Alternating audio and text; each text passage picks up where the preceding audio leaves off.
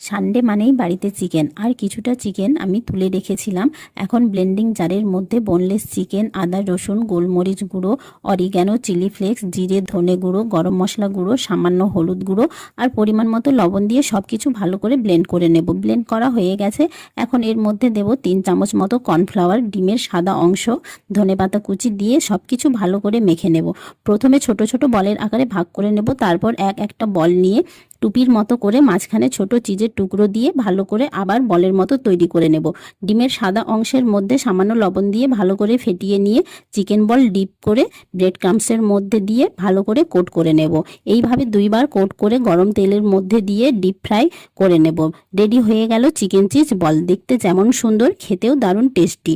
আমার রেসিপি কেমন লাগলো অবশ্যই কমেন্ট করে জানিও। আর যারা আমার চ্যানেলের নতুন দর্শক তাদের কাছে অনুরোধ রইল চ্যানেলটিকে সাবস্ক্রাইব করে পাশে থাকার জন্য। সবাইকে জানাই অনেক ধন্যবাদ।